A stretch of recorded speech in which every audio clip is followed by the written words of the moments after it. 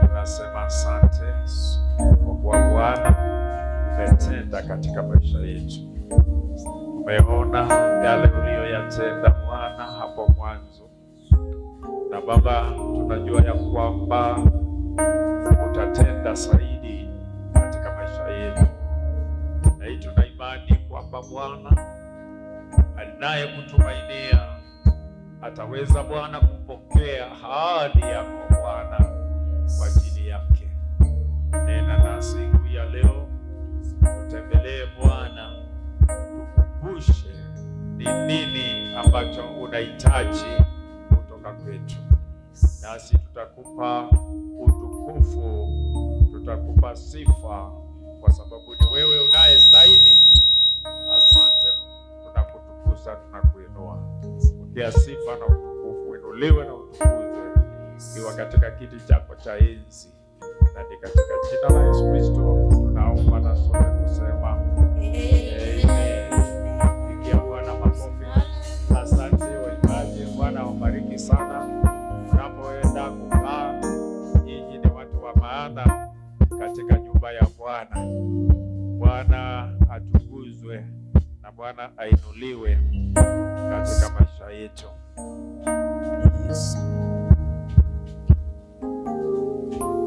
Basi nachukua nafasi hii iyo samana huu niweze kuwakaribisha kila mmoja wenu andono mudhosia kilomo wenu katika ibada ya leo.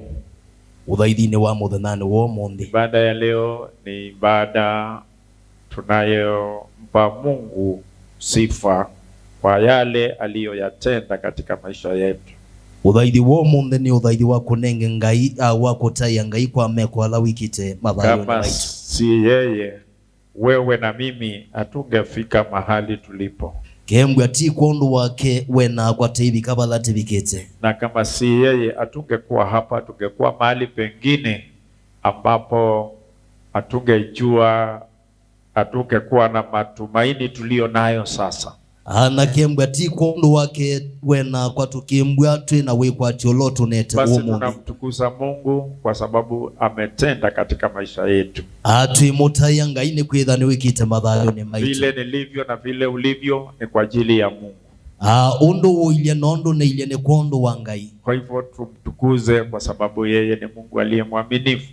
Wau ni tumutaye ni kwitha weni Ngai moikiku. Basi nachukua nafasi hii niyo samwana sema karibu kwa kila aliyeingia katika ibada ya leo. Nasye ni karibu kwa wonde ukie kithaithoni cio umuthi. Nikitaka kuwaambia kwamba Mungu ana mpango mwema kwa ajili ya kila mmoja wetu. Na ngikuya kana Ngai ena mubango musio ni kondu wa ithiombe. Huenda kuna changamoto ambazo umepitia ndani yake. Tona idha wisilite maumo ni mana. Lakini nataka niseme kwamba Mungu ana kusudi njema kwa ajili yako. Hindi nienda kwa kana Ngai ena mubango musio ni kondu wako. Licha ya mambo magumu uliopitia ndani yake, oba mwina maundu alamena bina wisile ndini wamo. Mungu anabaki kuwa Mungu katika mioyo yetu. Ngai etua kwitha engai mathayoni maitu. Na ahadi yake ni kwamba atakuwa pamoja nasi na atatusaidia kumaliza hii safari, kwa sababu mwendo ni yeye aliye kiongozi. Anane kuthi kututethia tutone kumina chalo kini kwithani wa mutongo thini wa ichalo. Bwana Yesu asifiwe. Mwe Yesu na taiwe. Hebu msalimia aliye karibu na wewe, mwambie karibu katika ibada ya leo. Kedio labu ibakube na kuno kimudhosia thini wa uthaithini wa umuthi. Mwambie ako mahali panapostahili. No kimuya kana ebandu balaba ilite. Angekuwa hapa. Wi ailo kwembwa ba. Si mahali pengine. Ti bandu bangi. Kwa hivyo Bwana wabariki sana. Kwa mwina mwathime muno. Nataka nichukue nafasi hii. Anienda kwa samana niulize wale ambao wamekuwa nje kwa muda. Ni mame nimeana tamethitwe menza kwebinda. Na tuko na wao asubuhi ya leo. Natina mukio koni sio mundi. Nataka kama yuko hapa nione kwa mkono. Edha buyomwi tuoni kwa kukilia kuoko. Asante. Meona mikono kadhaa. Neno na moko ma endwa ainge. Na kama una uwezo wa kusimama, naweza kusimama. Nedha wino toni wa kuungama nuto na ungama. Na kusalimia kanisa. Noikedia kanisa.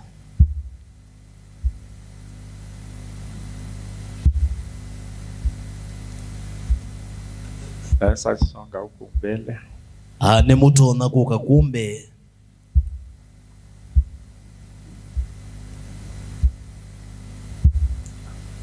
Hata iwe Yesu. Amen. Amen. Hata iwe mwana wa Ngai. Amen. Ni asia ni kuseo na Ngai. Ni asia Sunday ile na bitie. Ni nayo bala kine twina thokewe. Na indi no sia numa thokewe methi amakwate ne omunu. Kulana na umie ni kuseo tunakilile mwaka nesa na we Ngai ni wende na kwikanesa kwa andu make hata iwe mwana wa Ngai. Na indi muya inamwathime. Hata iwe Yesu. Hata iwe Yesu. Mana mwena ameni teta andu muna aya kwasia. Hata iwe mwiyai. Ni moima ni mutangie ni tuye kwende anthini wa mwiyai. Dina kila mwaka nenyuni na kila mwaka ni weyane na ni moima Ngai ambone kania maunduni manene ni no tugeso hemwe ebinda yendete lakini umonde ngosioka na ndethinga sioka ni sienge ni okite likizo. Bwana asifiwe. Enda moya mwako hii mwaka Mungu awe tofauti na ile ulikuwa mwaka yenye imepita. Bwana ashukuru. Bwana asifiwe. No kwenda yona mwaka ona akili lokazi ai no nyenya solo ninayo iwe nya solo mwako hii mwaka ni ya baraka kwa ule mtu anajua. Bwana asifiwe. Niando ikiangai mwaka one wa wathimo na Ngai ya mwathime ne tukwenda emwe hata yomwe ai.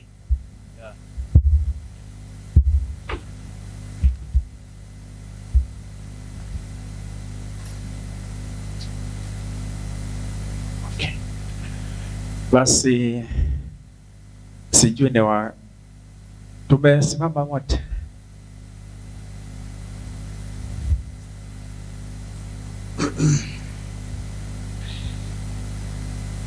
Kuna mwingine? Alange meukilije moko.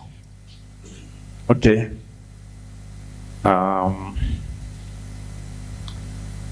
Wacha tuseme kama una uwezo egana sie dandu inotoni hatutakutia katika majaribu tuikutwa utatwani.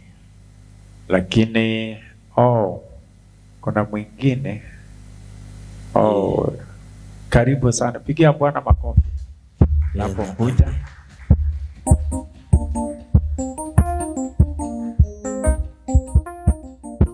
karibu sana.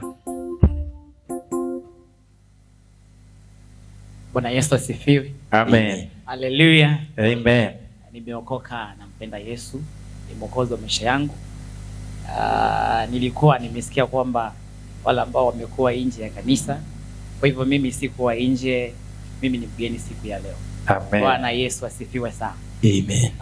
Kwa majina naitwa Peter Mutuku Nzembei kutoka Kibwezi, na nilifika huku Ijumaa. Niko pale Masokani Senior School. Mimi ni mwalimu pale, na zaidi ya yote nimeokoka. Bwana Yesu apewe sifa sana. Amen. Naomba dakika 2-3 niweze kusema mambo mawili matatu kama itawezekana, na Mungu atubariki. Amen. Number 1, mama yangu mzazi ameniambia, nilimwambia mahali ambapo naabudu siku ya leo, akaniambia nikifika huku ni wasalimu sana. Bwana Yesu apewe sifa. Amen. Number 2, niseme kwamba nitakuwa naabudu hapa kwa sababu wakati nilifika, the first thing ilikuwa niliona shule na nikapita. Nikaenda hapa kwa soko, sijui kwa wapi hapa hivi. Kile kitu ambacho nilikuwa natafuta ilikuwa ni mahali ambapo inaweza kuabudia. Na wakati niliuliza makanisa yale ambayo yalikuwa ama yale ambayo yako hapa, ile kanisa ambayo niliona kwamba nafaa kuwa, nikaona ni hapa. Kwa hivyo kutoka leo na siku zote ambazo Mungu atanijalia kuwa katika maeneo haya, nitakuwa naabudu pamoja nanyi, tutashirikiana kwa kila jambo na Mungu atatubariki. Jambo la mwisho ni kwamba nimshukuru Reverend na mke wake kwa sababu walinipokea kwa njia ya kipekee. Wakati ambapo nilifika ilikuwa saa 12 na hakuna mahali ambapo nilikuwa najua. Nilikuwa nimefika mahali ambapo sijulikani na sijui mtu yeyote. Na the first thing ambayo nilifanya, nilifika katika hapo kwa soko, nilikuwa karibu na duka yao. Reverend akafika akafungua. Mungu akaniongoza nikaenda kwake. Bwana asifiwe. Amen. Hakuna mahali pengine ambapo nilikuwa nimeenda, nikaenda kwake nikamsalimia. Na sikuwa na mahali ambapo nilikuwa na nyumba. Nilikuwa nimebeba mizigo yangu, nikamwelezea kwamba mimi ni mgeni na wakati umekaribia kuingia kwa shule na sina mahali ambapo naweza weka vitu vyangu. Akaniambia hiyo si shida. Akanikaribisha vizuri na nikaweka vitu vyangu kwake. Bwana Yesu asifiwe sana. Amen. Sio hiyo peke yake, jioni hiyo nayo sikuwa nataka kusema, lakini jioni nikarudi tena nikitaka kununua vitu kadhaa kwa sababu unajua mtu akifika mahali singebeba kila kitu. Nilikuja nikibeba tu nguo peke yake. Kwa hivyo sikuwa nimebeba vitu vingine. Nikafika pale nikitaka kununua, sikuwa na pesa ya kutosha kununua vitu. Nikaongea na mama Reverend, nikamwambia nilikuwa nimemwambia nataka kununua kitu kingine ka kitu kadogo sana. Sababu sikuwa na pesa. Lakini namshukuru Mungu kwa sababu alinipokea na badala ya kununua akanipatia vitu vingi sana. Akaniambia niende nianze maisha tukiendelea. Kwa hivyo mimi nataka kusema kwamba ule upendo ambao nilionyeshwa na kule kupokelewa ambako nilipokelewa hapa, sitaweza kutoka hapa. Bwana Yesu asifiwe. Bwana Yesu asifiwe. Amen. Naweza ongea mengi sana kwa sababu mimi kile ambacho niliona sijawahi ona. Mungu ni mwaminifu na amenisaidia. Mimi kuna kitu nimesoma hapa Hagai 2:9 ya kwamba the present glory shall be greater than the former glory in this house. Amen. Mimi nimemwona Mungu katika maisha yangu. Mimi ni mwanarika na nimeokoka. Yesu asifiwe sana. Amen. Na ninapenda kuimba. Mimi ni mwimbaji, napenda kuimba sana. Na kwa sababu ya wakati, as we continue interacting and worshiping together, nafasi ikitokelezea naweza kumtumikia Mungu kwa pamoja. Mungu abariki. Amen. Basi karibu sana, karibu sana. Jisikie ukiwa mahali panapostahili katika nyumba ya baba yako. Wibodosie ewa wevandu wailite nyumbani edawa. Usijisikie tangu sasa usiwa mgeni. Akwambia yunuke wewe mweni. Kwa sababu ndugu zako wako hapa. Nundu anasama kumeba. Na mama na baba na anau na mwaitu wako hapa. Meba. Na sisi tuko hapa. Na teba na ito. Bwana abariki sana. Wina kwa dimemono. Tukiwa kule ama mahali popote unapokaa, awiba ndo bonde bala wikala, ujue kwamba wewe ni ambassador wa Kristo.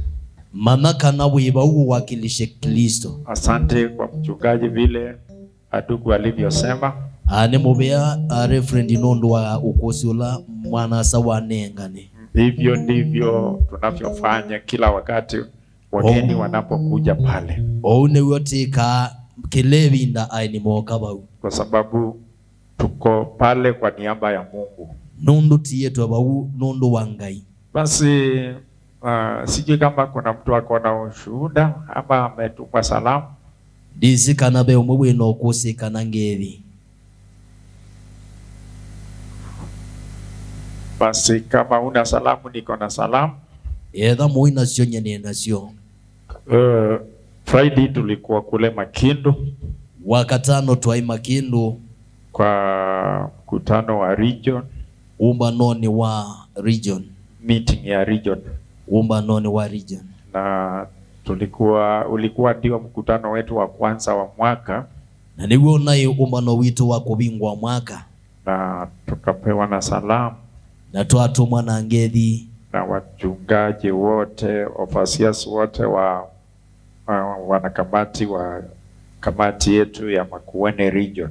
anatoa tuma na ngethi ni ma a referend on the latina ina ndini wa umba no news na Saidi katumwa na mmoja ambaye anaitwa Reverend Wambua na mwiweta wa Reverend Wambua anduma na ngethi ambaye ni ofasia wa Savo ula ni musaisia wa kisio kiko ya Savo, na tulikuwa tumepanga mkutano na yeye na itabangite umbano nake na tulikuwa tusongeshe na yaedha no mubakatu twambe. Kwa hivyo akaniambia niwasalimie na kwa uambia ni nuko mukethia na wakati huo ukifika atakuja. Nebinda yuja bika akoka. Basi tulikuwa na askofu wetu na tinaye na bishop wito katutuma na salamu kwa makanisa yote na tutuma na ngethi kwa makanisa onde. Kwa hivyo mpokee salamu zao wou osaingethi sio kwa sababu wanatupenda, ndio sababu wametuma salamu.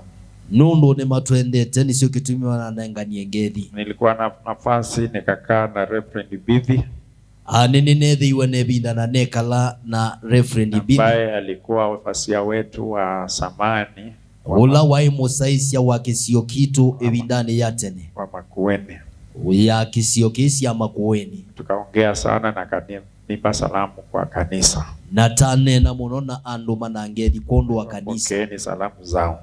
Osa ingethi siake. Leo ningependa kufundisha umundi nienda kumanesia kitu ambacho tunakijua o kindu tukisi, lakini nataka kwenda ndani kiazi indi nienda kulikandhini obanini ili tuweze kufikiria sana nekenda tutone kusuania muno. Basi nataka kuzungumzia juu ya kuwa kiumbe kipya. Nienda kunenea yulu wa kwithi wa wichumbe cheu kwa kiumbe kipya. Wembwa wichumbe cheu Inamaanisha nini tunaposema kuwa kiumbe kipya? Twembwa tutia siata ila tukwasha chumbe cheu.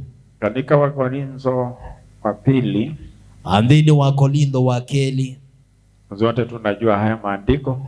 Korintho wa pili Korintho wa keli kilunguni cha 5 mstari wa 17 udhiani wa 11.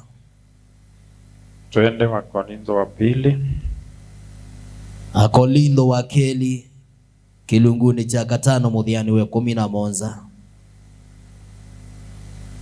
Ni maandiko ambao tumefundishwa ama tumeyasoma mara nyingi. Nindezo ila tuimanite kana tukaisoma kwebinda inge.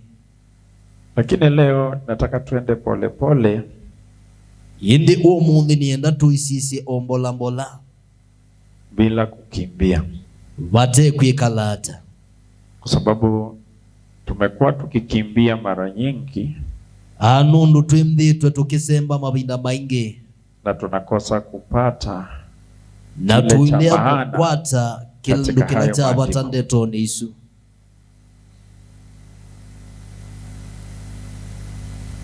Biblia inasema maandiko meyasia hata imekuwa mtu akiwa ndani ya Kristo amekuwa kiumbe kipya, ya kale yamepita, tazama yamekuwa mapya.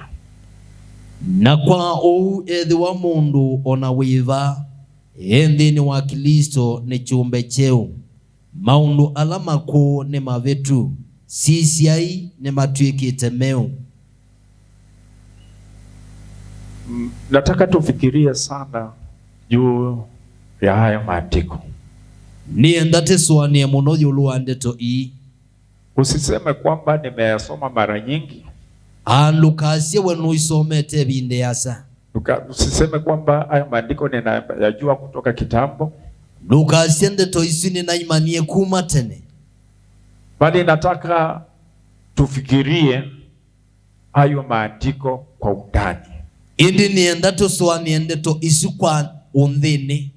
Kwa sababu tunaweza kaa katika kanisa Nundu nitutona kwikala kanisani na kukosa kile ambacho tunatakiwa tupate katika kanisa. Na tuileo kwata kila twailo kwata ndani wa kanisa.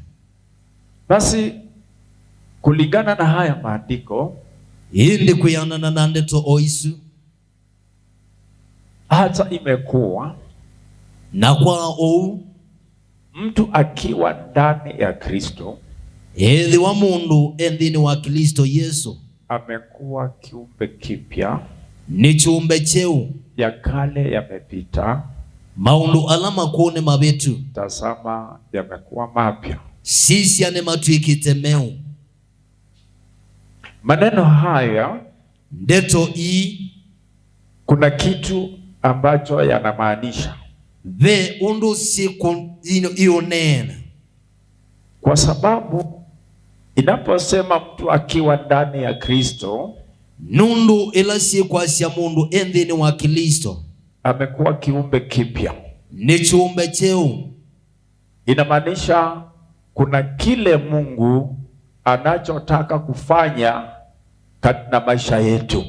Yona nyakana be kilanga yone kwenda kwika na mabayo maitu. Hii ni kwa sababu pale mwanzo, Kitumi ni kwithi wabala mpaya mwambelelioni, tangu mwanadamu alipotenda dhambi, kuma ila mundu wabetisia, kulingana na maandiko katika Isaia 59 mstari wa 2, kuyanana na ndeto ibukuni Isaia 59 na muthia wakeli, mwanadamu alitengana na Mungu. mundu ni watanisye na Ngai. Na kwa nini mwanadamu alitengana na Mungu? Niki mundu watanisye na Ngai? Ni kwa sababu mwanadamu hakutenda kile ambacho alitakiwa kutenda na Mungu. Wendeka eke ni Ngai, Kwa sababu alipowekwa katika shamba la Eden, nundu ila waiwa mundani wa Eden, Mungu alimwambia, Ngai amwiye, unaweza kula tunda hili, hanutonya oya itunda yi, unaweza kula hili, yinutonya kuya. matunda yote ambayo yako katika shamba hilo unaweza kula, Matunda onthe mendini wa munda unutonya kuya, isipokuwa tunda moja. hateo itunda yemwi. Lakini mwanadamu akajichakulia pasipo mapenzi ya Mungu kula yale matunda ambaye hakutakiwa hale. Hindi mundu enyubea kuya matunda ala we utendeka aya Ngai. Na pale kwa sababu la hilo tendo akatengana na Mungu, Na nundu wakikoku atanisya na Ngai. na Mungu akasikia, akakabika kwa sababu mwanadamu akutii kile alichomwambia. Na Ngai athata nundu wa mundu kulia kwiwa kila wamwi aye eki. Na katika hali hiyo Hanandhini wonduni usi mwanadamu akafukuzwa mundu alunjwa kutoka katika ile shamba, au mwandhini wola munda. na Mungu akatuma malaika ili walinde ile shamba, wasije wakarudi na kula tunda la milele na milele. Na Ngai atuma mulaika alaika makusubi ola munda nokenda mundu nakasyoke Tunda na la kuya itunda ya Tunda thai. la uzima. Na kuya itunda ya thai. Kama angerudi na kula, Kethi wani wasyokie na kuya, neno la Mungu alingeweza kutimia, kwa sababu alikuwa amekula lile tunda ambalo linaleta uzima. ndeto ya Ngai ndai itona kuyania nundu ni waite itunda ya thai. Lakini Biblia inasema Indi maandiko measia ati mwanadamu alipofukuzwa kutoka katika ile shamba, vila mundu walungilwe kuma mundani, na Mungu akaleta malaika aweze kulinda lile shamba. na Ngai ayalaika masiele mundosu. Kwa muda Mungu alikaa akaona Wevinda Ngai ekala na aswani ati si vema akae mbali na mwanadamu, ona tiusio atanisye na mundu, lakini akatengeneza njia nyingine na indi asovya nzia ingi ili mwanadamu aweze kumrudia Mungu, nekenda mundu atono musiokea Ngai, yule atakaye sikia na kuwa na uamuzi kwamba anataka amrudie Mungu. ula wiwa na atithi wanotiwa kanane kwendo usiokea Ngai. Na hiyo njia ilikuwa ni kumpeana Yesu Kristo kama mwokozi wa maisha yetu, na undusu wethi wanonzi ya unengane Yesu Kristo ethi wa mwobosi wa ili aweze kutuondolea ile dhambi tuliyoitenda. atono tubetangia na ila twekie. Kwa hivyo kabla ya Yesu kuja, na indi Yesu atenamba kusioka, mwanadamu alikuwa mwenye dhambi. Mundu ausuitwa ninai, alikuwa anafanya kinyume cha mapenzi ya Mungu. Eka undu tendea siangai, hakuwa na nafasi katika ufalme wa Mungu. Aino thri usumbe ni wangai, kwa sababu alikosa nafasi alipokula lile tunda. Nundu aisye mwana ila wayele tunda. Na Yesu alipokuja, Bela Yesu wokie, alikuja ili aturudishe. Okie nekenda tono tutungi, arudishe tuwe na uhusiano mwema na Mungu wetu. Atutungie twithi wanangwata nionzio na Ngai. Alikuja atuondolee dhambi. Okie atono tubetangia na ambayo ilitufanya tutengane na Mungu. Ila ya tumie tutanisia na Ngai. Na kwa sababu hiyo, haundu wakitumichu, hapa ndipo maandiko tunayoyasoma inasema, wani bunde to ito asoma si kwasia, mtu akiwa ndani ya Kristo, hedhi wa mundu endini wa Kristo, amekuwa kiumbe kipya. Ni chumbe cheo. Kwa sababu kazi ya Yesu ilikuwa ni kuondoa ile dhambi nundu wia wa Yesu waikutubetela nae, ambao tulikuwa nayo. Ila twai nayo, basi akituondolea ile dhambi, amina kutubetangia na Yesu, tunakuwa kiumbe kipya. Indi tutithi watwe chumbe cheo. Unajua Mungu alikuwa na mwana wake Yesu Kristo, Ndiwisi Ngai aina mwana wake Yesu Kristo, ambaye hakuweza kutenda dhambi. Ulote kite nae, lakini yeye mwenyewe indiwe mwene akachukua dhambi ya ulimwengu wote. Sandi anayandhi yonde,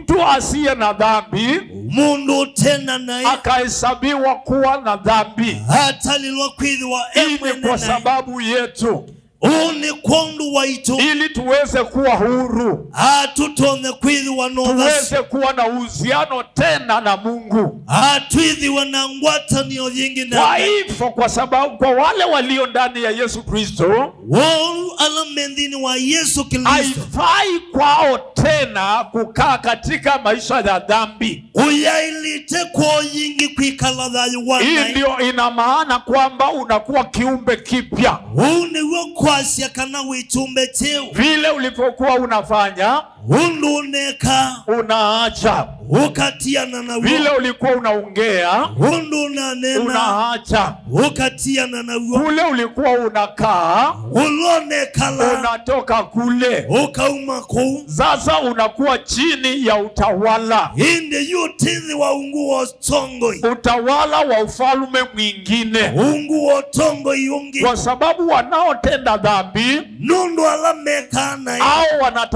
wanatawaliwa na ufalme wa giza. Asuma sumbe kitwa no sumbe wake. Na Yesu alikuja ili atuondoe katika ile hali ya kuwa katika giza. Na Yesu kiene kenda tubetendini wake. Kwa hivyo Yesu akachukua dhambi zetu. Yesu sana isito, ili tuweze kuwa katika nuru. Nekenda tuliketeni, ili tuweze kukubalika. Utone kwitikilika.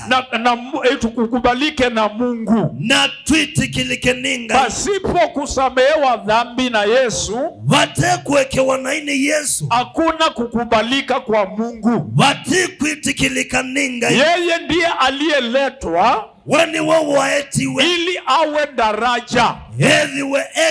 tunapitia kwenye ile daraja kwa njia ya kumkubali huyo Yesu, na kumwambia karibu, na kumudhosya uwe mtawala. Maana ya mtawala, yeye ndiye anayekuambia hiki ndicho utafanya na usifanye hiki, kwa sababu yeye ndiye anayekutawala. Wakristo sisi tunatawaliwa na Yesu. Tunaenda kwa sheria zake, tunatembea kwa mapenzi yake, tunafanya kile anachosema tufanye, tunakataa kile anachosema tusifanye, kwa sababu yeye ndiye anayetutawala. Lakini tumefika kiwango tukasahau kwamba tukiwa ndani ya Yesu Kristo hatufai kutenda vile tulivyokuwa tunatenda hapo awali, kwa maana tumeitwa na aliyetuita yeye ni mtakatifu, na Biblia inasema ndani yake hakuna dhambi. Hivyo tukiwa tumeokoka, lazima tujue jambo hili, kuwa ndani ya Yesu lazima mambo yabadilike. Nani anayebadilisha? Si kwa kutumia uwezo wako, si kwa kutumia hekima. Roho Mtakatifu ndiye anayefanya haya mambo. Huyo ndiye anayefanya hayo mambo. Anafanya hayo mambo baada ya wewe kukubali Yesu na kumwambia nisamehe dhambi zangu. Anapokusamehe, kwa sababu dhambi ndiyo inayotutenganisha na Mungu, Roho Mtakatifu anapata nafasi, anaingia ndani yako, analeta mabadiliko ndani yako. Kama ulikuwa mlevi, anakuondoa katika ulevi. Kama ulikuwa mchawi, unatoka katika hali hiyo. Hata mawazo yako yanabadilishwa. Unajua kuna watu ambao walikuwa wanafanya mambo fulani, wameachana nayo, wameachana nayo, lakini mawazo yao yamebaki katika hayo mambo. Roho Mtakatifu anatubadilisha mpaka anabadilisha mawazo yetu. Bwana Yesu asifiwe. Mstari wa 18.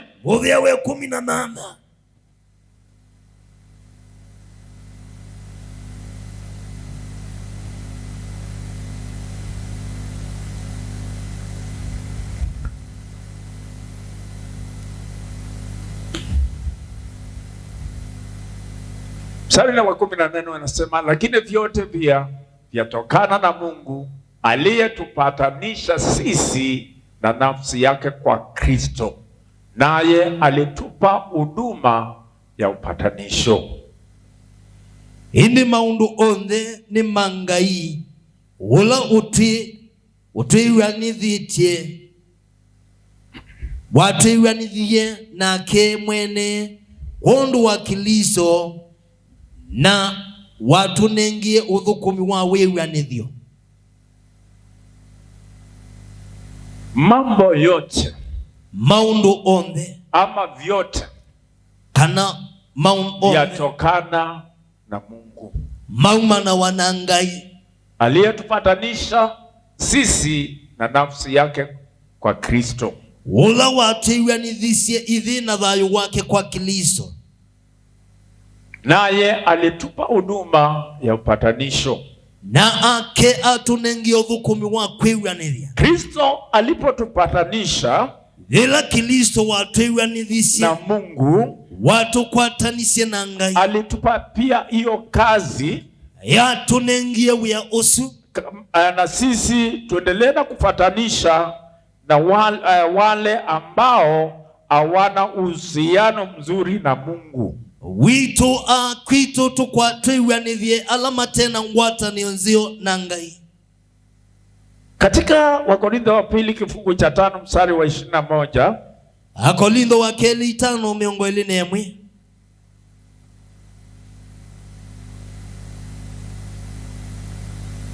yeye asiyejua dhambi alimfanya kuwa dhambi kwa ajili yetu, ili sisi tupate kuwa haki ya Mungu katika yeye. ula utamana nai amutuye kwithiwa nai kundu witu nikana ithi tutwike tutwike ulungali wa Ngai thini wake. Yeye asiyejua dhambi, ulote sinai, huyo ni Yesu. Usi ni Yesu ambaye hakujua dhambi, ulowe utesi nai wala hakuitenda, unaandamika kwa kuwa yeye aliyejua dhambi, asiyejua dhambi alimfanya kuwa dhambi kwa ajili yetu. Nundu ulote sinai amutuye kwithiwa nai kundu witu. Yesu akafanywa kuwa dhambi, Yesu atwikithwa kwithiwa nai kwa ajili yetu. kundu witu. Sisi ndio tulikuwa na dhambi, Ithi nithi twaina nai. Yesu hakuwa na dhambi. Yesu ndaina nai, Na kwa upendo wa Mungu na kundu wa wendo wa Ngai akamfanya Yesu kuwa dhambi atwa Yesu kwithiwa nai kwa ajili yetu. kundu witu. Hebu kumbuka, angalia vile upendo ulivyo wa Mungu. Wasisya undu wendo uwa Ngai utilie. Yeye mwenyewe akaamua mwana wake Yesu Kristo We mwene atwe mwana wake Yesu Kristo afe msalabani, akegela nyoni, ili sisi nekenda ithi ambao tulikuwa wenye dhambi ithi ala twaina nai aweze kuchukua dhambi zetu, atonde kosa na isitu sisi tuwe huru. ithi twithiwe nothasyo.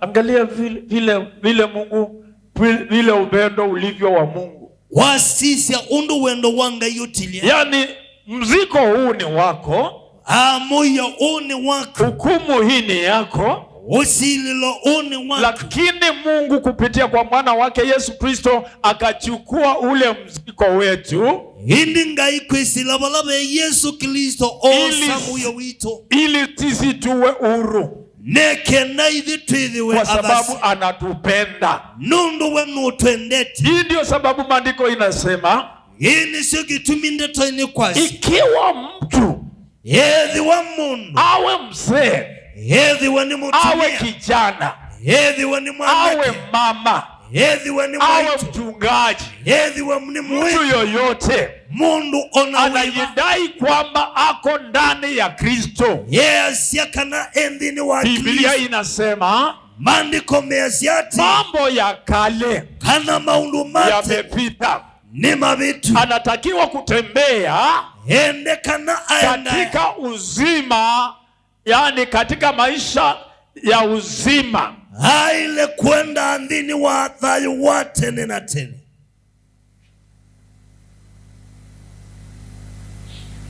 Unajua bado hatujafika mbinguni, Ni wisi tuinambo miketune, lakini tukiwa hapa, indi tiba iuluwandhi. Mungu anataka tutembee kama watu wa kule mbinguni, Gai enda tuende tanduma itu, kwa sababu ulipopeana maisha yako kwa Yesu, nundu ila wanenganie thayu waku kwa Yesu, huo wakati oibinda yu ndio wakati ambao ulitoka katika ulimwengu huu. ibinda yu niwo waumiwe nthi ino. Ndio maana Paulo anasema, Anisyo gitumi Paulo ni kwasi, ikiwa mmefufuliwa pamoja na Kristo, Edhiwa indi ni mwavathukiwe vamwe na Kristo. Yatazameni mambo yaliyo juu, asiswanie maundu alame iulu, mahali Kristo aliko, wala Kristo uye. Kwa hivyo tukiwa hapa tukisema kwamba tumeokoka, wapendwa, nataka kusema hivi, Biblia inatufundisha kwamba tuwe na maisha ambao yamebadilika. Unapoonekana kule nje, watu waseme kweli huyo ndugu ameokoka. Ingawaji wakati mwingine tunapitia katika changamoto fulani. Unajua pia Paulo alikuwa na changamoto kama zako. Na akawa kwa muda akienda mbele za Mungu. Paulo anasema alikuwa anaita nini? Mimba. Paulo aina mwiwa. Kuna mwiba ambao ulikuwa unamsumbua Paulo. Mwiwa unawadhina siabao. Na Paulo akasema, na Paulo asya, nimekuwa nikiomba ili Mungu aweze kuniondolea ule mwiba. Nikalita ndibo yangai ambetangia mwiwo. Lakini badala ya Mungu kuniondolea, na bantu bangai kumbetangia, akaniambia, ambia tau, neema yangu mumo wakwa na initoshe. Nukianie. Ninajua kuna watu ambao wanaomba kila wakati. Nini sibe ando maboya kilevi. Kwa sababu kuna jambo ambalo linamsumbua akiwa katika wokovu. Nundu wondo munomu vinasya endi ni wotangio. Na no kedha kiuboya, na wenda ikawa kile ambacho unaombea ngaiya ubete, Mungu akikuondolea. No joge tumawe galodangioni. Wenda ndicho kinakufanya ukaeka udumu katika wokovu. Mambo mengine ambayo tunaomba Mungu atuondolee, maundu angitibo yanga yatubetangi, yanatusaidia kukaa katika wokovu. Matutedhe yasya kuikalotangi, yanatusaidia kuomba. Matutedhe yasya kuomba. Ikiwa hautakuwa na mambo magumu katika maisha yako, wae makwitha na maundu mena pina dhayoni, utakaa ramsare, wikala we wianiwa, hata utakosa kuomba. Wanandwitha ni epinda kwa sababu una kitu cha kuombea. Nundu ndwino ndu wawo. Hilo jambo ambalo linakusumbua, undu siukwi wote unamasya, Mungu anasema gai easyati, neema yake mumo wake na ikutoshe. Nukiani. Usiombe Mungu akuondolee hilo jambo, kwa sababu hilo jambo limekusaidia. Nundu ndusu nukutedhesi, kumwamini Mungu, akondo wa kumwomba Mungu, kukaa katika wokovu na kuikala ndini wotani. Mambo mengine ambayo yamekuja katika maisha yako, maundu wangi moka dhayuni wako, yanakuja hili ya kutia moyo, moka kundu wa kukuikia, ama ni changamoto ya kukufanya uendelee katika hii safari. Nundu wa tuma uende ya chaloni. Kama Paulo aliomba, Paulo aboya, na ni mtu ambaye alikuwa amemtumikia Mungu na no mundu wa dhuku kwa uaminifu wote, kwa wiki kuona, hakuogopa kupa. Daki yake ilifika wakati hape yabikie binda abikie kukwa, wajamaa wengine wakamwambia hapana, na umeange mamu ya aye, lakini yeye akajamulia akasema lazima, kwa sababu alikuwa na uamuzi. Nundu ainoti, na akiwa katika hali hiyo, kuna jambo ambalo linamsumbua, anang'ang'ana kuomba Mungu amuondolee. Lakini badala ya Mungu kumuondolea, anamwambia neema yangu na ikutoshe. Kwa njia nyingine, alikuwa anamuelezea kwamba hilo jambo ambalo unataka nikuondolee, maybe nikikuondolea nibatonekana ubete hautaendelea katika hii safari, wigotaendea chalo hautaweza kunikumbuka. wigotondondilika Mambo mengine ambao ni magumu katika maisha yako maundu angemena pina thayuni wangu yasikuondoe maika ubete ama yasikufanye uanze kutoka katika ile safari. maika tumeuma chaloniki Jitie moyo, ilikie bina endelea na safari endea na chalo na utafute utakatifu, no imandho theu kwa sababu ndio Mungu anachotaka nundu no gwanga katika maisha yetu dhini wa madhayuni wetu maitu tuliokoka. idhia latu ya Biblia tani inasema mandiko measya yule aliye ndani ya Kristo Yesu kanola wendhini wa Kristo Yesu kiumbe kipya, ni chumbe ya cheo kale yamepita, maundu matene ni tazama mabeti yamekuwa mapya. na sisi ni matuikite neo Katika Wakorintho wa pili kifungu cha 5 mstari wa 7 Korintho wa keli kirungu cha 5 muthia wa mwanza mstari wa 7 unasema nini?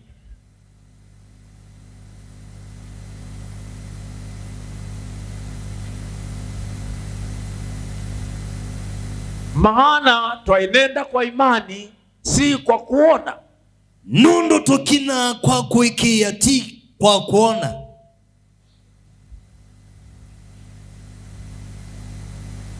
Bwana Yesu asifiwe. We Yesu nataiwe. Tumesema kwa yule ambaye hakujua dhambi Atwasia kwa ulote sinai akachukua dhambi zetu, o sanai sito akahesabiwa kuwa mwenye dhambi atalilwa kwithiwa mwene nai ili sisi tukubalike mbele za Mungu. nekenda ithi tuitikilike mbe wa Ngai. Kwa hivyo kwa imani indi yukondu wa mwikio hatutembei kwa kuona, tuyenda kondu wa kuona, bali twatembea kwa imani. indi twenda kwa mwikio. Hatupokei mambo yetu ama ahadi zetu kutokana na neno la Mungu, hatuyosa matho maitu kumano na ndeto ya Ngai, kwa sababu ni kitu ambacho kinaitwa imani.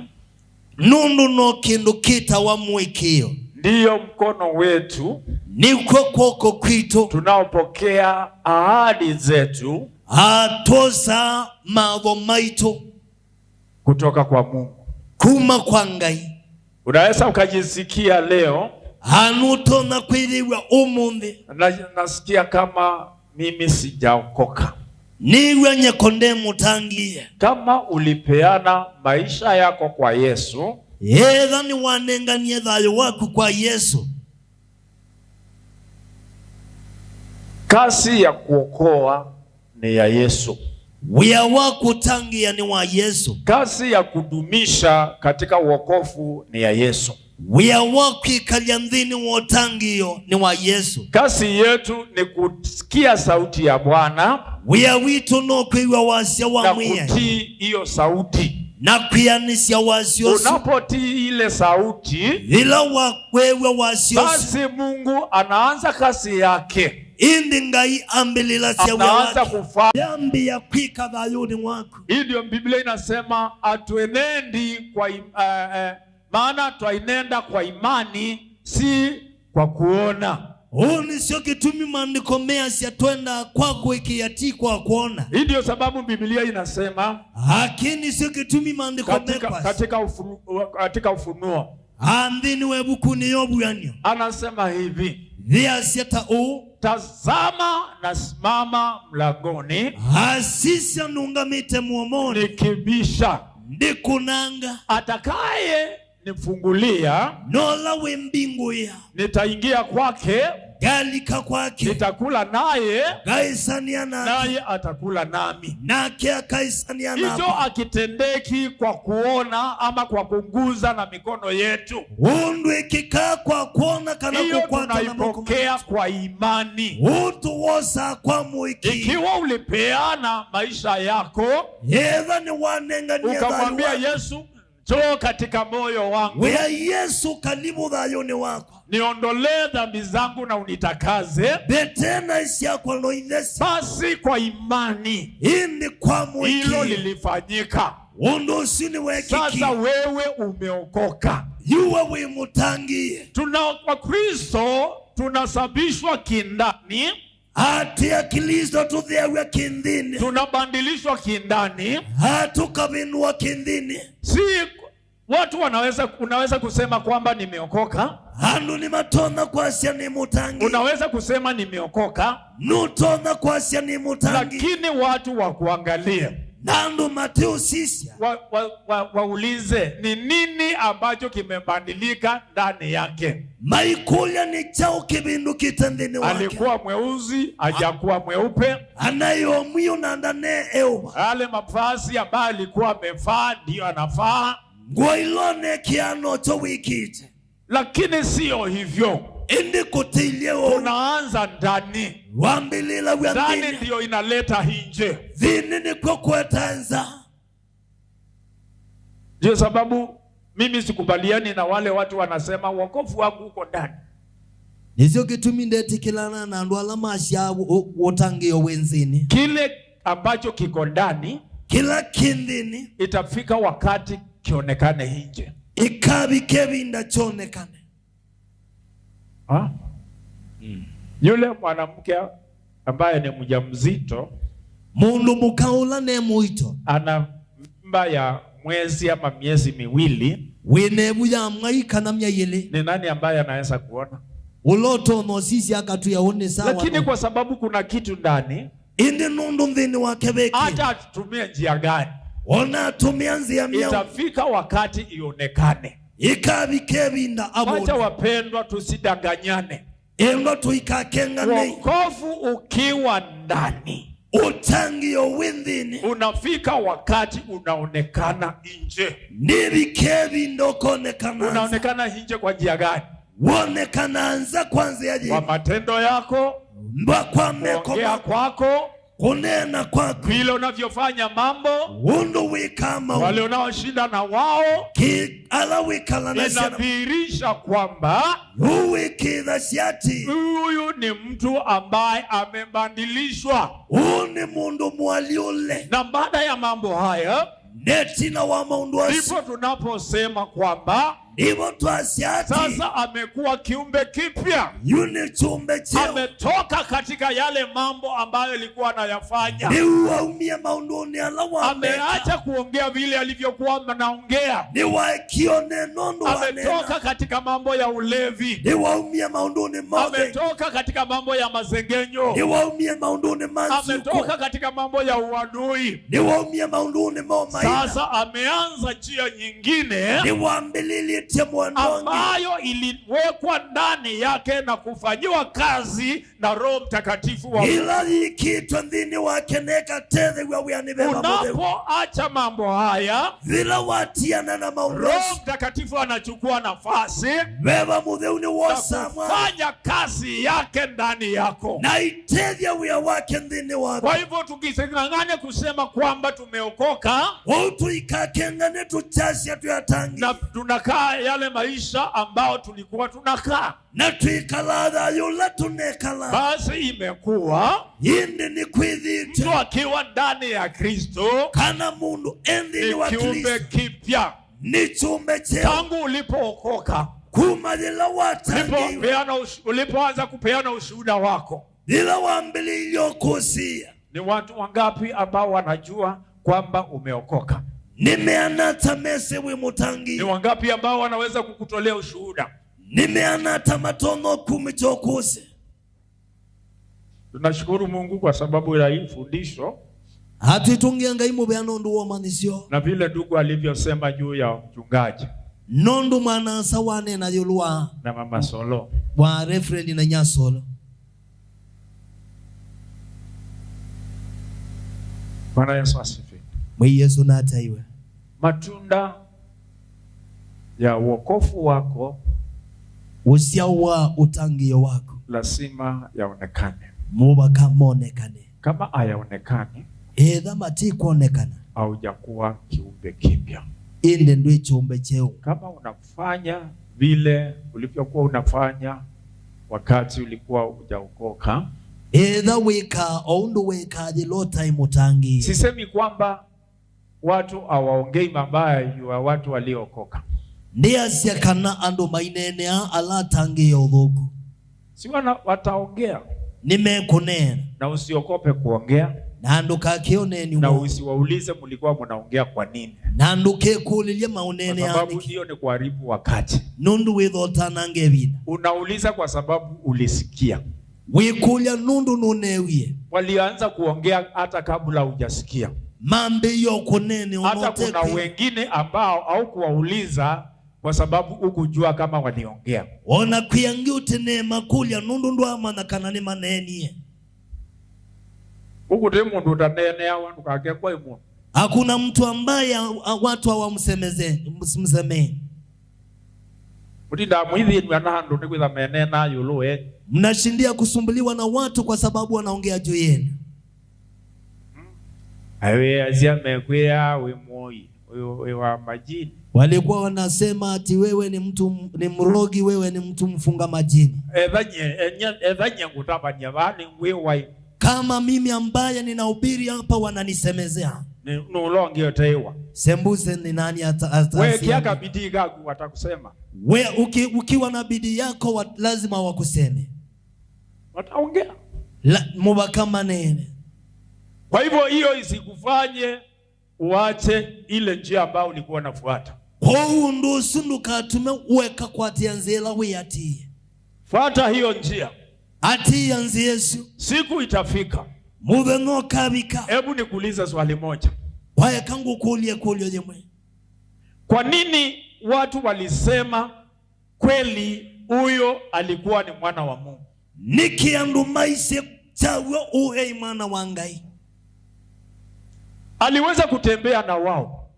Aenda na sianamo. Wakakosa chakula akawapa chakula. Makosa chao yaka mane chao. Wakakosa maji akawapa maji. Medha matena kiwa mane kiwa. Wakiwa wagonjwa akawaponya. Awau mea wau akamabosya. Na mambo mengi ambao Yesu aliyoyatenda, na maundu maingi ala Yesu wekie,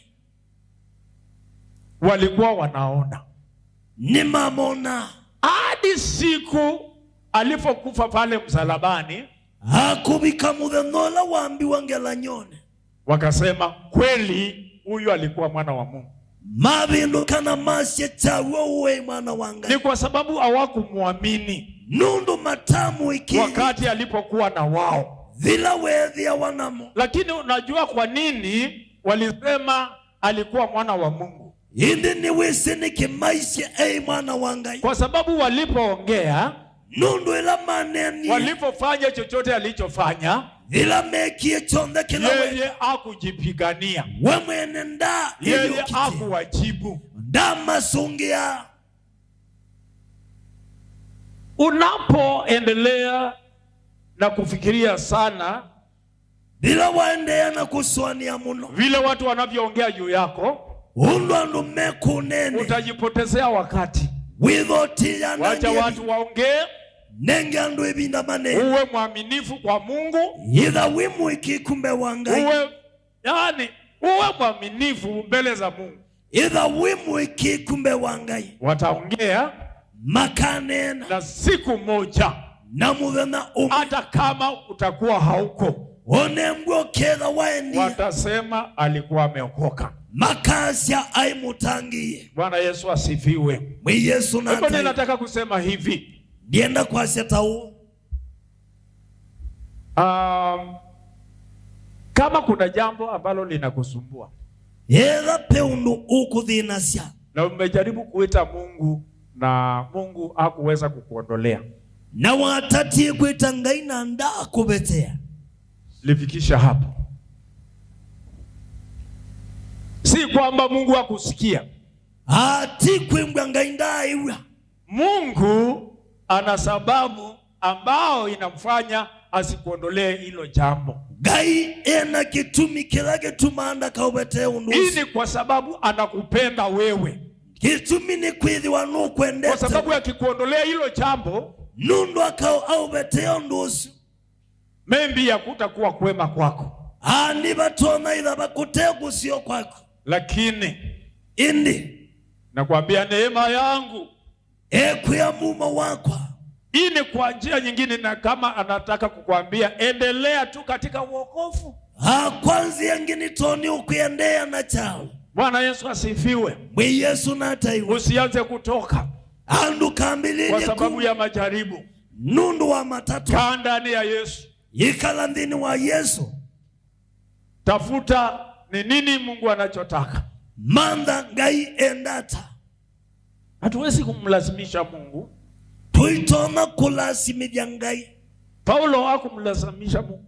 Gainda Paulo ndala simija ngai. Alikuwa ameomba mara nyingi. Habo yete mabina mengi. Hakuomba mara moja. Atabo yebinda yebinda. Lakini Mungu akaona huyu hakuelewa. Hindi ngaiona Paulo tito. Alipoomba mara hiyo, ila waboye on. Mungu akamwambia, gai amya, neema yangu na ikutoshe. Muma wako nuku yani. Unataka kuniambia neema initoshe nikiwa nimefinyiliwa namna hii? Wenda umea muma numbea niye piniwe all. Unaniambia neema initoshe nikiwa na shida kama hii? Wimbea muma umbea niye nina dhina u. Ndiyo. Neema ya ngai ikuyanie. Neema ya Bwana na ikutoshe. Mumo wa ngai nukuyanie. Neema ya Bwana ikutoshe. Londo ngai usu ni ukuya neema yake ikuyanie. Kwa sababu yo Mungu ambaye anakuambia neema yake ikutoshe. Ndiye aliyesema ya kwamba undola mwina go ile jambo ambalo ukona boya ukishao nikivito mimi niko tayari kusikia na kulitimiza. Lakini baada newa, lakini hapa kusikia na ndani anisha na kutimiza na ekuya mumo wako nukuyane na kusemezea ya kwamba neema isi kwa sababu hakusikia kitumiti kwa ndani amesikia ni wewe, lakini hilo jambo hindi undosu alifai kuondolewa wakati huo. Huenda kuna wakati wake ambaye atakuja kutimiza. Usimharakishe Mungu, mwachie Mungu aende na wakati wake. Bwana Yesu asifiwe. Kwa hivyo tukiwa ndani ya Yesu Kristo, uwe kiumbe kipya. Utembee na Yesu, uongee juu ya Yesu, watu waseme we ni mjinga. Ni ulimwambia juu ya askari mmoja ambaye ni rafiki yangu. Aliniambia alipelekwa mahali station fulani. Na alipopelekwa pale, kuna kundi ambao ilikuwa linapelekwa katika road block. Kuna askari ambao walikuwa wanachaguliwa, wanaambiwa nyinyi nendeni katika road block. Matala wake kundi kena make wo munde dinyo mwe balabalani. Na walipokaa kabla hawajaanza kazi na matina mbele ya wia, kwa sababu kuna askari fulani walikuwa wameletwa katika kituo hicho. Anundu wa askari alama ni maeteto kituone chu. Mkubwa wao akawaita wote pamoja. Munene wo ameta pamwe ili waweze kujuana. Matone kumamana. Alafu walipoanza kuongea, nela mambe kunena. Mmoja akaongea, mwingine akaongea. Womwe gwambe ambe ya kwimanidanya wake. Wakajitambulisha. Manidanya. Akafikiwa. Nake abikiwosu. Akasema au Asia, mimi ninaitwa fulani. Nyenita wanganya. Akaongezea kusema na nimeokoka. Naongela kwa Asia na nimutangie. Aliposema nimeokoka, wakacheka wote, mpaka mkubwa akacheka. Ila waishe nimutangie onde mamudhekea ona munene wo. Akashangaa, kwani nimesema nini? Nasenga kona nena ata. Akafikiria kuna neno ambalo nimesema ambalo sikuongea vizuri. aswani atapende tuwaminena undu na hilo jambo akaliweka moyoni mwake. Nondusu au yangoni yake. Walipotoka na kwenda ila maumalu kile na madhi wakiwa na rafiki mwingine askari, ena munana emu usikali ungi akamuuliza, amukuliati, wakati niliongea mkacheka, ila ni manidhanisi na madheka, kwani niliongea nini? Nundu mauni nenye. Akamwambia, asante kwa kuniuliza hilo swali. Amuyani mubea nundu wangulia kulia. Hilo jambo ambalo umesema undusu unenye atuongei hapa. Toiwete yako. Akamuuliza, sikuongea vibaya. Amukulia nande na neno dhuku. Akamwambia, hapana, kusema kwamba umeokoka hapa, amuya aye kwa shawe mutangira, hilo ni jambo ambalo aliwezekana. Usuni undu utatonekana. Basi akamwambia, kama ni hilo, amuya edha noosu, mimi ndiye ambaye nimezungumza, nyeninye ninenye, na ndiye ambao niko na nyinyi hapa, na noinye ninenye ba, mtajua nimeongea ukweli ama sikuongea ukweli. Mukama na nenye wio kanatiwa. Akaambiwa, tukimaliza wiki 2 hewa tuimina chuma ile, hautaweza kuzungumza jambo hilo tena. Ondosu ndo kaunena bajenge. Akamwambia ni sawa. Namu ya ni sawa. Alafu akaendelea na kazi. Na mali kawiyani. Na siku moja wakatumwa. Na mudhendomwe matumwa. Wakaenda kwa roadblock. Na matumwa kubalabalani. Wakiwa pale, na meku likatokea lori moja. Waumele lori jemwe. Upande, unajua askari wanasimama upande huu na wengine wanasimama upande mwingine. Meva amanito umekuoko kwa umenonge kwaka. Haya, kaja hilo lori likaja upande wake. Na lori hiyo kangaliko ya ilaje musikali. Wakapita wakasimama pale. Na maunga mabaya. Alafu jamaa akarudi. Na mundume mwenye lori akarudi. Undeleva asyo. Akamwambia, usiende kuangalia hilo lori. Amyanduka endo siche loli ya. Kuna 20,000 hapa. Amyangili mbauti. Akamwambia, hilo mimi siongei. Amyondosu nyendenene ya. Akaona huyo. Ona mundu huyo haelewi. Tito ni okwache. Akamwendea mwingine. Hadi balabe peonge. Huyo mwingine akaja. Usionge oka. Akamuuliza, unawezaje kukataa pesa? Amukulio tonolea mbesa. Akamwambia, hii lori hii. Amu ya lori hii. Mpaka nipeleke station. Mubaka nitwa kituoni. Wakabishana. Mabingi sana. Wakiendelea kubishana, askari mwingine akakimbia pale kando. Maendelea na kubingi sana musikali ongea diba wote. Akapigia mkubwa wao. Akuni amunene uo. Kamwambia, ule mjinga amuyelandia umekataa pesa. Ni ale ya mbesa. Kamwambia, mpe simu. Amuya kwa munenge kane. Akamwambia, kama utaki pesa nichukulie hiyo pesa. Amuya ndu kwenda mbesa mbose Yesu. Akamwambia, mkubwa, sitakuchukulia pesa kwa heshima yote. Amuya munene ndiko se ya mbesa kwa na Yesu. Nimeokoka. Nundu nyani mutangie. Na taarimu yangu hainifundishi kuchukua pesa. Na undu nisi ndimani chuko sambesa. Kwa hivyo sitachukua pesa. Na nyendio sambesa. Na ukitaka kuchukua pesa. Na wenda kwa sambesa. Utakuja ujichukulie. Wioka kwe yose. Mimi sina shida. Nyende na dhina. Na sitakuwa na lawama. Na ndi dhando ile londo. Kubwa akatoka. Kaja wakachukua pesa. Na munene eli yate osambesa. Sasa huyu jamaa kakawa kwenye shida.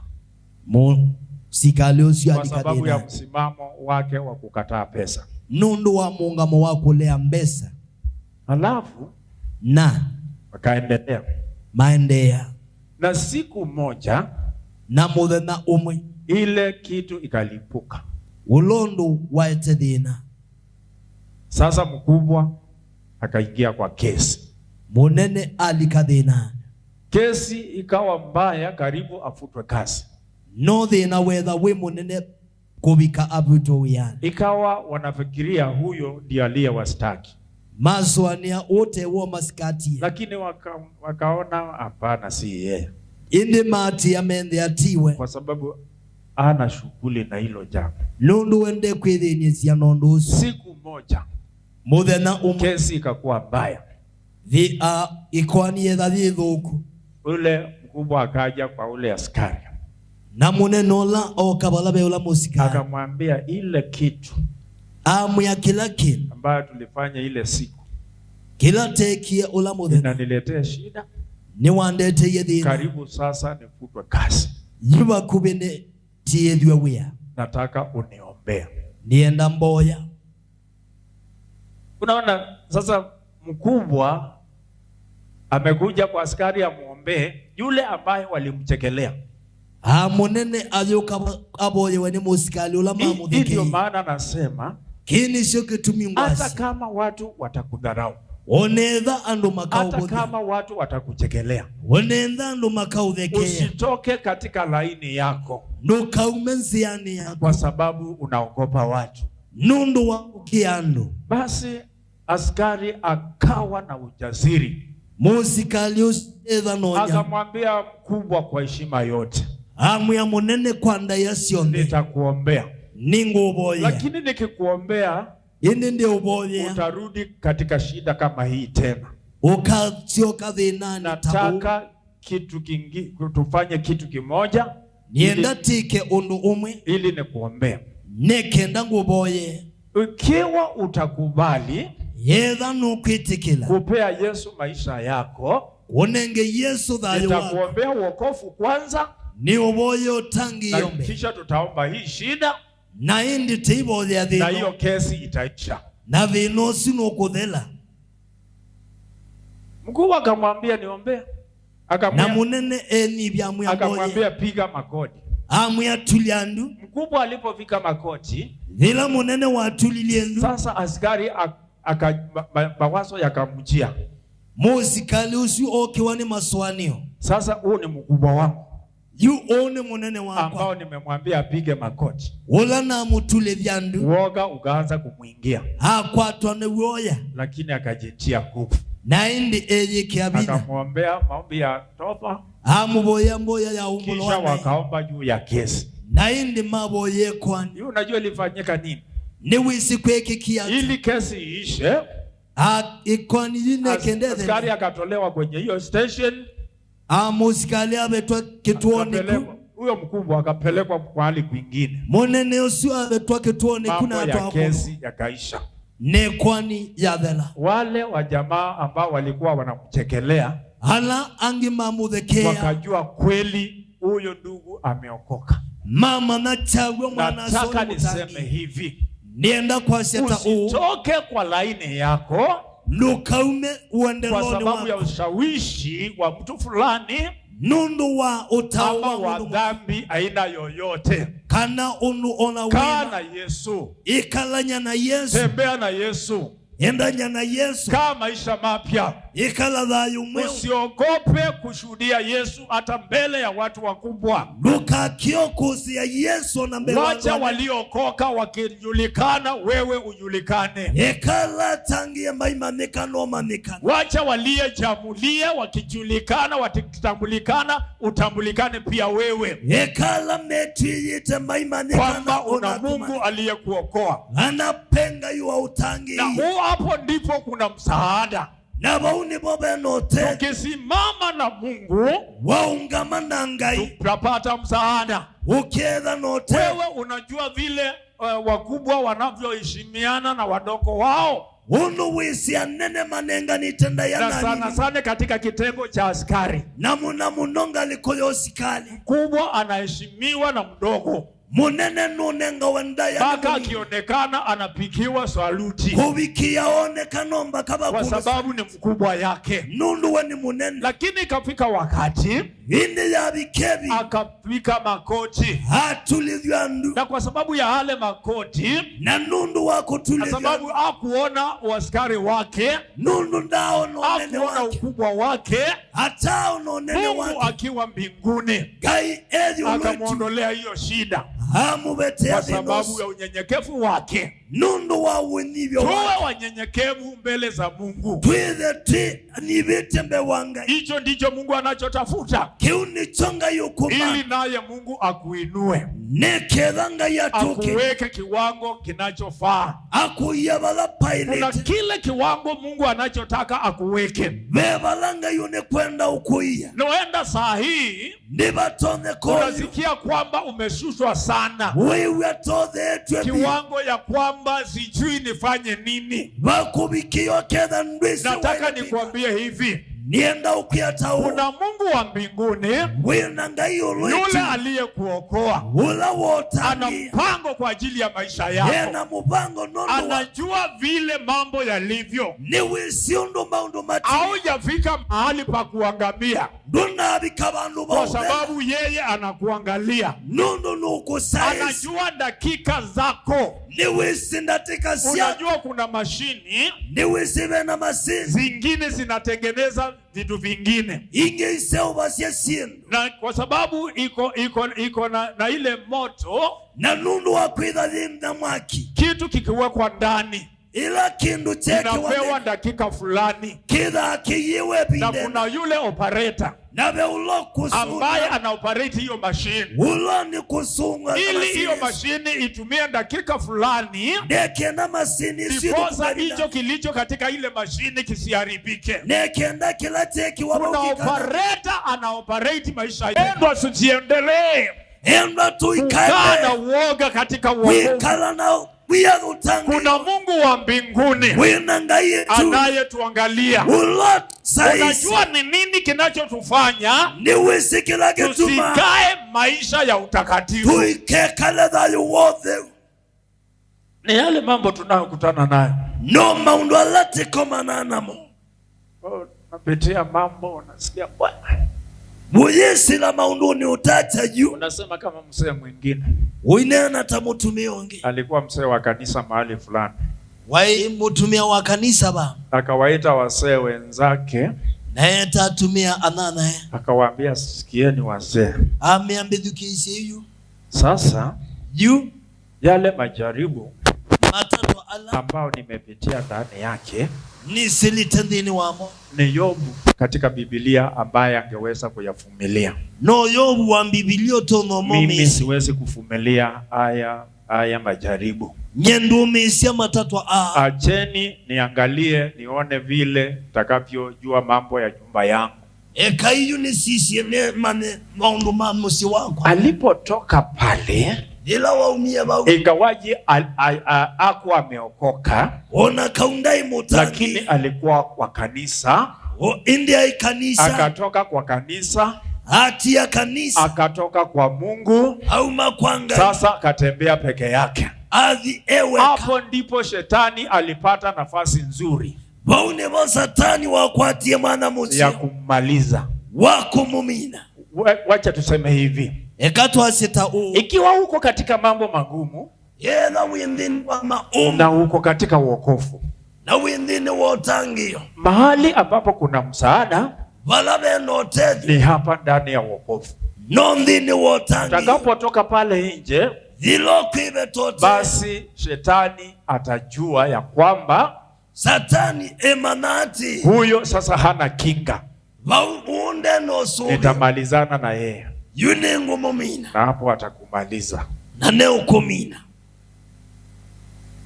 Kwa hivyo tunatakiwa tufanye nini? kwa utende katikata Tutembee katika utakatifu. tuende lini wothe Najua kuna watu ambao wako kanisani nini siku ya lume kanisani lakini hawatembei maisha ya utakatifu. na matienda andhini wothe Wanaogopa watu makio andu au muogopi Mungu. maikiangai Ogopa Mungu kiangai na utakuwa na kasi ya kuogopa watu, na nduketha na wia waukiana sababu Mungu ndiye anayehukumu. nundu ngai niwe wina usililo Wanadamu hawana hukumu. andu matina usililo Wanaweza kuongea juu yako ni matona ukunene hata kama umepitia katika changamoto ngumu mwaka uliopita. onedhone seile maumu nimena na pina mwaka makosu mwingine wa 2024 pia ulikuwa katika hali hiyo, na mwaka wangilile miongole na ina wayo na mwaka huu ulianza ukiwa katika hali hiyo. na mwaka wa mbele ile wondeni wa Neema ya Bwana na ikutoshe, mumo wangai na ukae katika wokovu, no chika landini wote. Sianze kulia, Eka kuya. si wakati wa kulia. Mundu wangaiti wa kuya. Kuna yule anayekuangalia Veulotu saisi. na anajua shida yako, Na niwisi dhina wako. anajua kila jambo, Niwisi kilo. naye atakutendea. Nake akakuyanisia. Bwana Yesu asifiwe. Mwe Yesu nataiwe. Nataka tumalize. Nienda temine.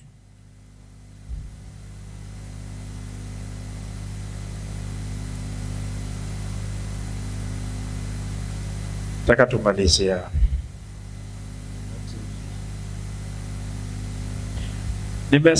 Nimesema Wakristo Naja akilisto wamesafishwa, yani wamesafishwa kutoka ndani. Madhea wa kuma ndini.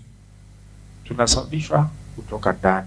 Tudhea wa kuma ndini. Na hiyo ni kazi ya Mungu, sio kazi yako. No sune uya wanga iti uya wako. Kijipeana Wenengane. Mungu kupitia Roho wake Gai kwisi labala bebe ba mutheu. atakusafisha. Akaudhesia. Utakuwa safi. No ketha we mutheu. Na sasa utaanza kutembea No kambia kwenda katika maisha mapya. Thayo ne mweo. Ukiwa umeokoka. We mutangie. Kitaka kwenda kusoma, utasoma Wakolosai 2 kifungu cha 2 mstari wa 6 na wa 7. Wenda kusoma Kolosai ile. Hebu tuwekee tusome tu. Kolosai kilungu chake ni.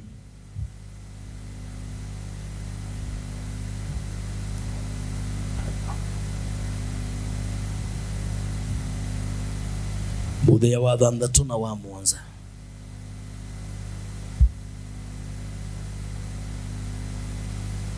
Basi kama mlivyompokea Kristo Yesu Bwana, enendeni vivyo hivyo katika yeye. Ndio tondo mwamosie Kristo Yesu mwiyai. Endai ou dini wake. Wenye shina na wenye kujengwa katika yeye. Mmefanywa imara kwa imani kama mlivyofundishwa, mkizidi kutoa shukrani. Mwina meimilomu na kwa ndini wake na kululumirwa mwikioni wenyu hondu mwamaniwe mukingiviwa kutunga mubea. Huo mstari wa 6 mutheane uwa thanthatu inatufundisha vile tulivyompokea Yesu Kristo. Yitumanisha otondu twamosie Yesu Kristo. Tukae vivyo hivyo. Atuenkalae o katika yeye. Ndini wake. Ulimpokea Yesu Kristo.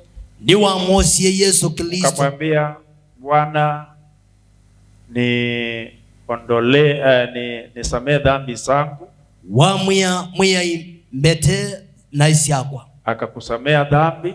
Na kuwekea nai. Na sasa Biblia inasema tukae vivyo hivyo.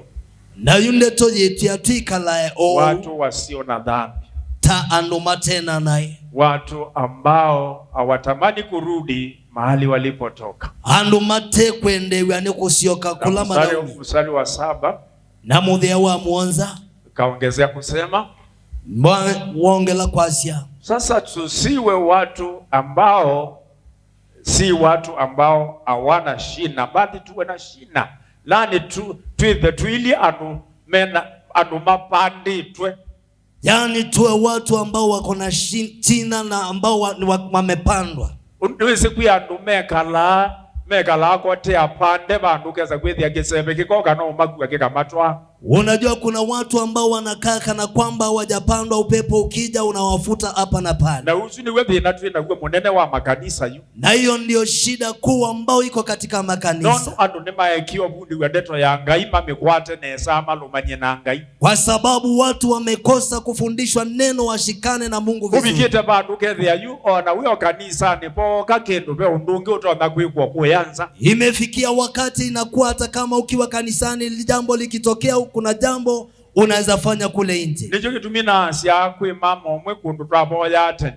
Hiyo sababu ninaongea juu ya mama mmoja ambaye tulikuwa tunaabudu pamoja. Weya mama alangi. Ambaye alikuwa anafundisha wale wa mama wengine. Mundu atondwa ni mwiwa. Mtu akidungwa na mimba ni umasya. Lazima autoe. Yeye amaanisha hata. Alikuwa anamaanisha nini? Amaanisha wakwatwa ni thina we kanisani. Alikuwa anamaanisha ukipatwa na shida ukiwa kanisani. Ni wenda kuyanza. Unatoka kule nje. Ukayo uweni. Unaenda kwa ukamanda thino sio ndo thela. Unashughulikia hiyo shida. Oichoko ingi kanisani. Alafu unarudi tena kanisani. Auti Biblia yotumanisha. Hivyo sivyo neno linavyotufundisha. Biblia yetu atwithi wene tina, twithi na kitina. Yani maandiko yanatufundisha ya kwamba tuwe na shida. Yani twithi tumete ndini wa Yesu. Tuwe tumemea ndani ya Yesu. Ukosa muti umete. Ukitaka kuchukua mti ambao nongi wikite kwinzilwa. Na mwingine ambao umepandwa tu. Kukua ula winzili tono ndatika. Hakungwa ile ambalo limeshimbiwa ni rahisi. Lakini ula mumeu. Lakini lile ambalo limepandwa. Lazima ukuwe na njembe. Upanga. Uwe na panga. Nedhoka. Na choka. Nikenda ukwe. Diposa uweze kung'oa. Nono nukuka laisi. Kwa sababu uwezi kung'oa kwa rahisi. Kwa maana umekuwa baikethi wa mundu kukua ndini wa Yesu. Usiwe na mtu wa kukung'oa ndani ya Yesu. Baikaukuwa ndini wa Yesu. Hata magonjwa yasikung'oe ndani ya Yesu. Ona madina moka baikaukunye ndini wa Yesu. Hata shida zikija sikusikuwa ndani ya Yesu. Ona maida moka baikakunye ndini wa Yesu. Hata maadui wakija wasikuwa ikala ndini wa Yesu. Kaa ndani ya Yesu. Notini wanami. Na uwe na mizizi. Mimbelomu. Mizizi ambao Paulo ya ndini wa Efeso.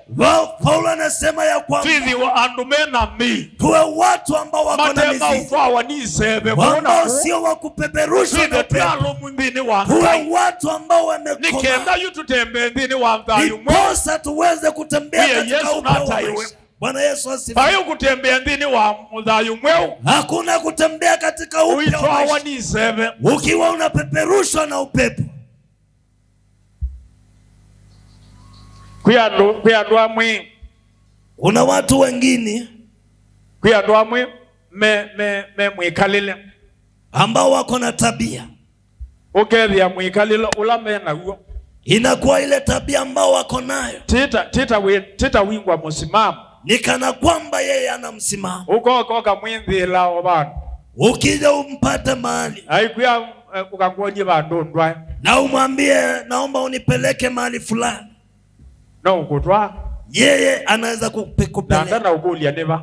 Na hata kuuliza ni na ukulia mwenda kwegata. Na kuulizi tunaenda kufanya nini? Na mwende to. Na mkiwa mnaenenda hivi. Na ukomana na mundu ungi. Mnaweza patana na mtu mwingine. Akakuya ninya ngumanda.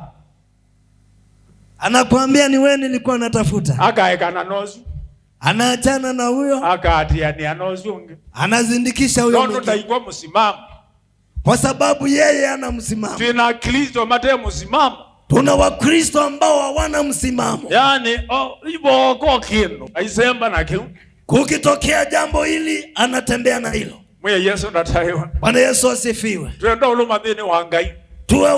Tuweze kudumu. Ona dhina woka utwithi ndini wa Ngai. Hata shida ikija itupate ndani ya Mungu. Ona kuoka cha ukitwithi ndini wa Ngai. Hata kukija nini kitupate ndani ya Mungu. Ona andu mausuka kanisani kwikale ndini wa Ngai. Hata watu wakusengenye kanisani udumu ndani ya Mungu. Ona wavi muchiwewe andu mausamie ikala ndini wa Ngai. Hata watu wakikusema nyumbani udumu ndani ya Mungu. Mwe Yesu nataiwa. Bwana Yesu asifiwe. Ewe si andu amu mutisi.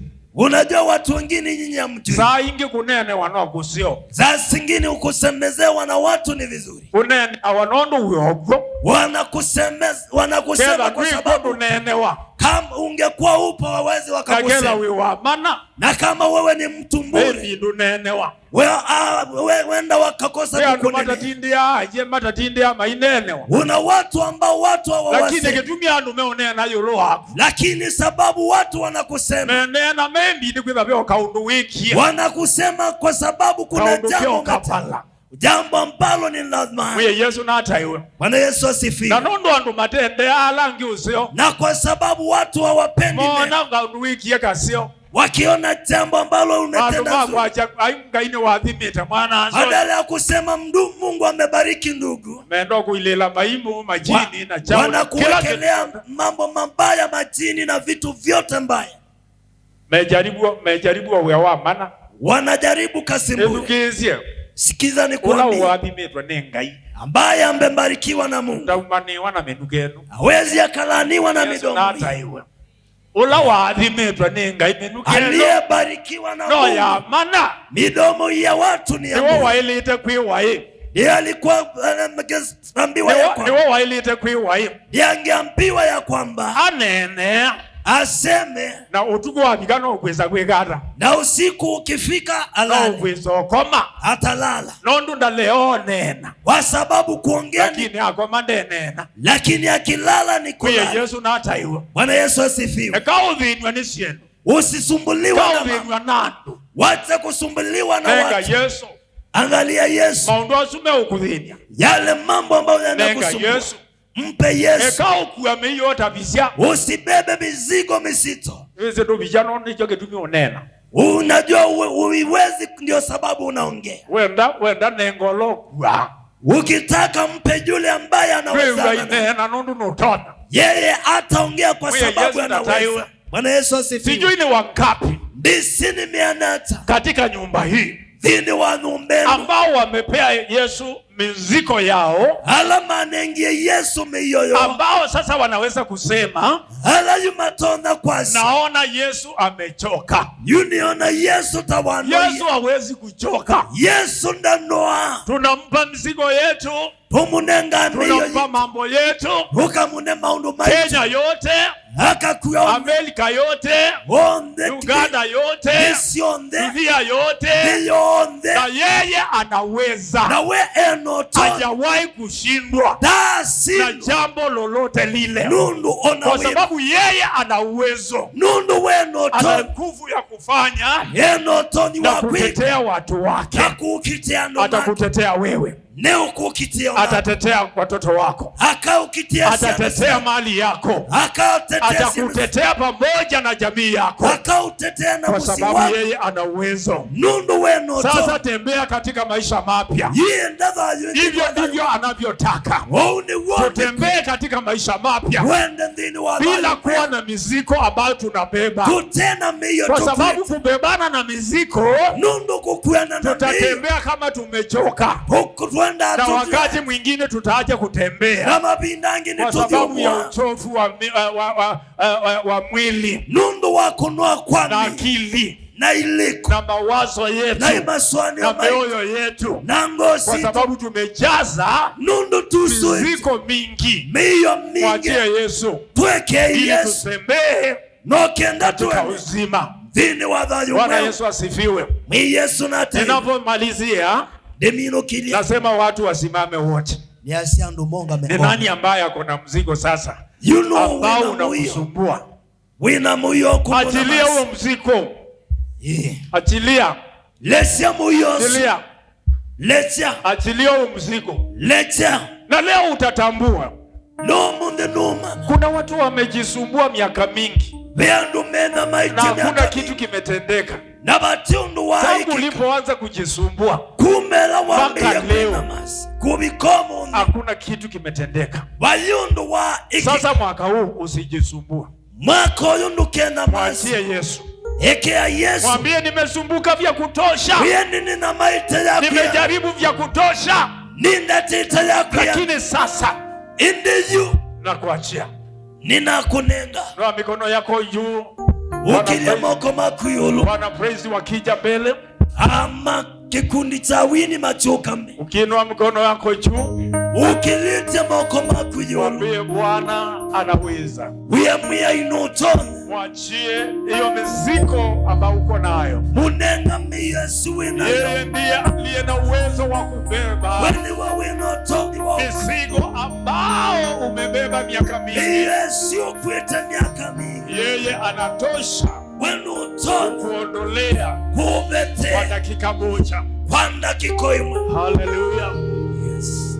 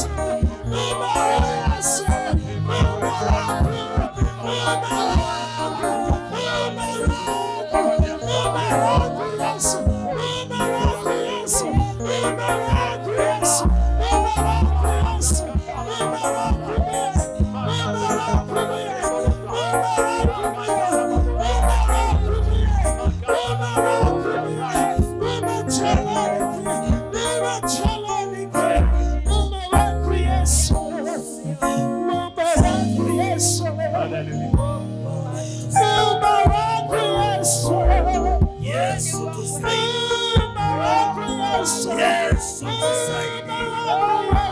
Tusaidie Roho wako. Yesu tuwezeshe. Katika jina la Yesu. Tusikae katika hali ya kulemewa. Tusikae katika hali ya kushindwa. Katika jina la Yesu. Tunaomba ukatusaidie Roho wako. Ema Mungu wangu tutelezi. Tutelezi Ema Mungu.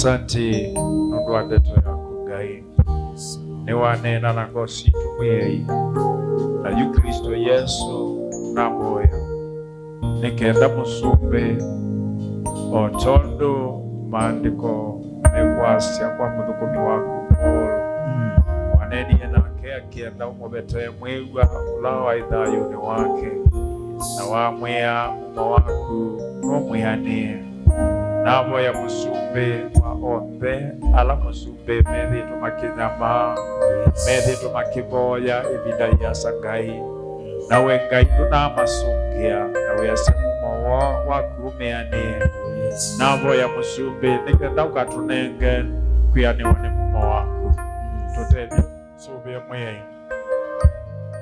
twi katika hali iso nenda ukulia wewiva withitwa nundu muna na uboyete vida yasa na ria ya nia na yuno kwiga undosu evida ilo boyete nithianite na nukwenda kwia Ngai evida yu boyete undu niosu nithianite nikenda newe eke kwenda kwake wiva ukilia kuko kwako kwa mkono wako.